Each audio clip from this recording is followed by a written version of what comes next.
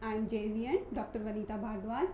As in last class we were discussing about the demand. In demand we were talking about complementary goods and substitution goods. Substitution goods are those goods we are using in place of each other, and complementary goods are using together. For example, substitution goods is tea and coffee, and complementary goods are car and petrol. So let's continue our next lecture. So today we are discussing about the consumer's money income. Consumer's money income is also effect on the demand of a commodity.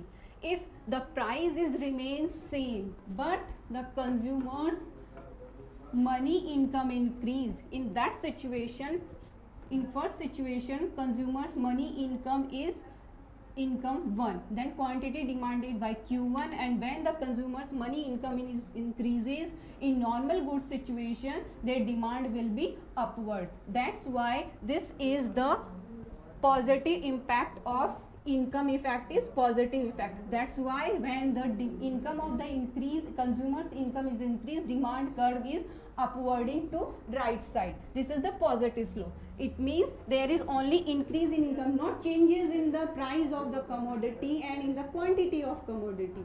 But income of a consumer is increased, so he will demand more quantity. This is the income effect is positive relation. When price is up, demand will up. When income will decrease, demand of a commodity will decrease. In inferior goods situation, we were talking about the normal goods. Now we are talking about the inferior goods. In inferior goods, that is the income effect is negative relation. When price of a consumer is less, he is demanding more than inferior goods. And when the income of a consumer increase, he is demanding inferior goods less than quantity. So in inferior goods, income effect is inverse relationship. That's why the demand curve is sloping downwards to right side. This is the income effect inverse relation. Income increase, demand decrease. Income decrease, demand increase. This is the situation of inferior goods. In this situation, demand curve is applicable in the inferior goods when incomes of a consumer is increased. And in normal goods, when income of a consumer is increased, demand curve is not applicable, because as income rises, he is demanding more commodities. Doesn't matter, changes is not taking place in the commodities price. Expectations about the future expectations. If a consumer is expectation that prices in near future will increase, he will produce, he will purchase in present scenario, because he is expecting that in near future prices will increase, so I should purchase now. And if he expected the prices in the near future will decrease, he will purchase in future and postpone their demand. This is the positive relation of the demand. When prices are less than and expected that prices in near future will increase, he will demand more commodities. And if he expected that prices in near future will decrease, he will demand less than. That's why demand curve is upwarding to right side. There is a future expectations effect is positive relation. Prices up in near future, he will demand presently more. If he expected in future prices will decrease, he will decrease his present demand. This is the demand positive relationship in the present scenario. Social and subjective effects on the demand. Social and subjective effects also important in the demand. It's depend on the subjective. A person's taste, fashion, subjects are subjective. You like it, you don't demand it.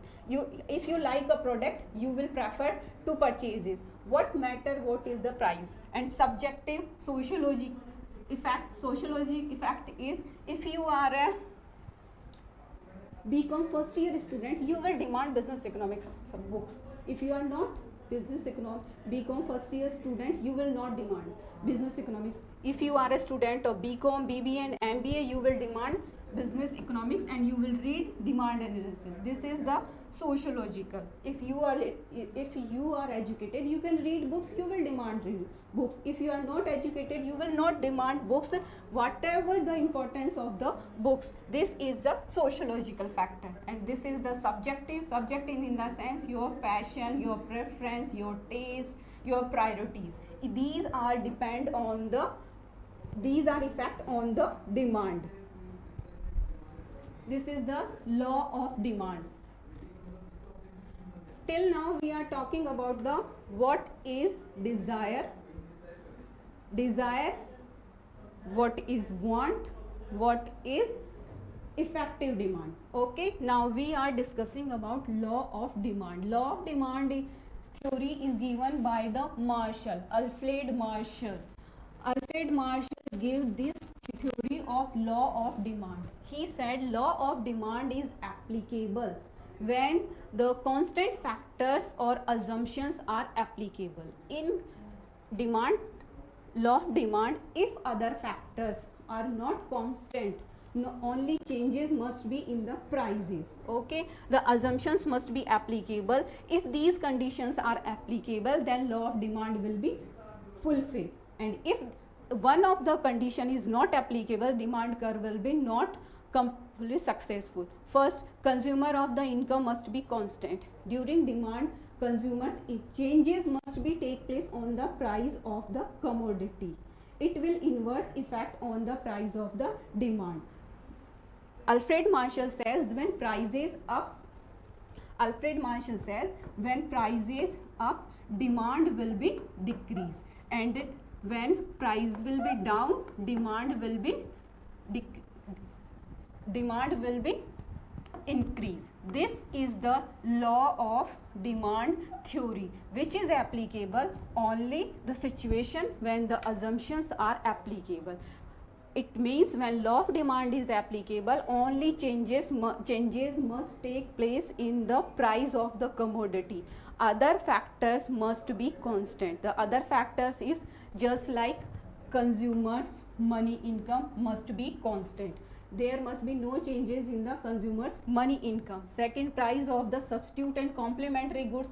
In last class, I have told you what is the substitution goods and what is the complementary goods. The easiest example is tea and coffee is substitution goods, and car and petrol is the complementary goods.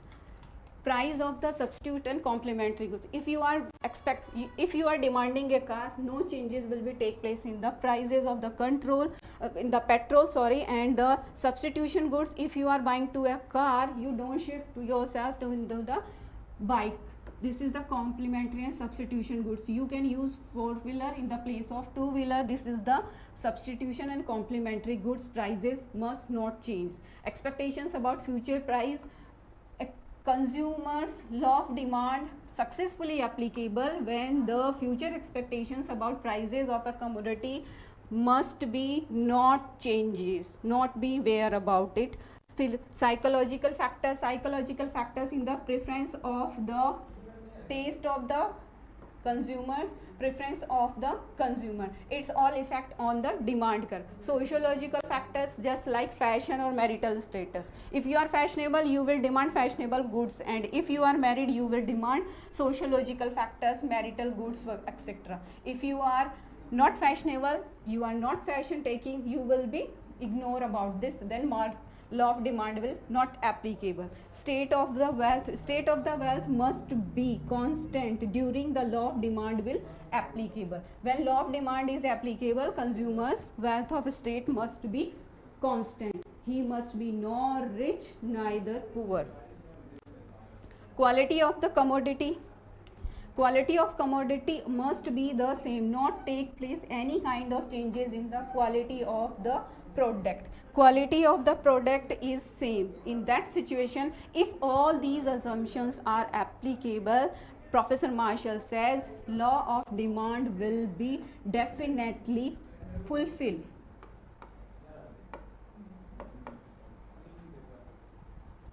This is the relationship of law of demand. Prices up, demand down. Prices down, demand up. This is the law of demand which is applicable when the all these assumptions or constant factors will be applicable. This is the individual demand curve. Individual demand curve is a demand of a particular person. Particular person's normal tendency is when prices is 10 rupees, he will demand one quantity. When prices reduce, he will demand more quantity, though 2 units he will demand. And when prices is less more, he will increase his commodity, and less. When prices from 10 rupees to 2 rupees come, he will demand from 1 unit to 5 unit. When this individual demand curve we shows in the diagram, we can show in the diagram. This diagram, when digesting this table in the diagram, we can say individual demand curve. On OX Y axis, on Y axis we are showing price, and the OX axis we are showing quantity demanded by a person.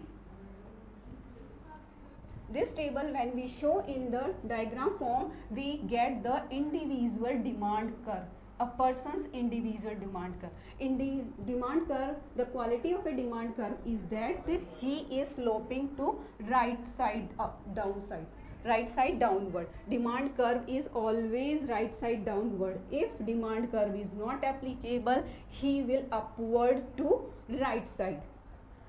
And in the market demand curve, when we add our individual demand added, it means this is the price of the commodity. These are the individuals A, B and C, and this is the total of the individuals. This is the market demand. When we summon or total the individual demand, we get the total market demand, because a product is demanding by the producing by for the whole economy, not for individual person. That's why first we study about the individual demand curve, and second we discuss about the market demand curve, because we are studying about business economics. In business economics, first we will study about the individual person, and after that business is running in the economy. So we discuss about the market demand, whole economy demand. So market demand is the total of individual demand. This is the first consumer, second and third consumer. Total of consumers is the market demand. When we show this table in the diagram, we can get the market demand curve. This is the OXY axis. On Y axis we showing prices, and on the OX axis we are showing quantities of the demand. When we show a diagram in the demand curve, we get the market demand curve. This is also sloping to right side downward. This is the market demand curve. Market demand curve is studied by the businesses, and individual demand curve is studied by the person, how he will purchase a product, why he is consuming. Demand curve is applicable because diminishing marginal utility law is applicable. That's why when the prices decrease, we increase our commodity demanded. If prices is high, we demand less than quantity, because diminishing margin, according to diminishing marginal utility, when we consume more units, we are getting less utility.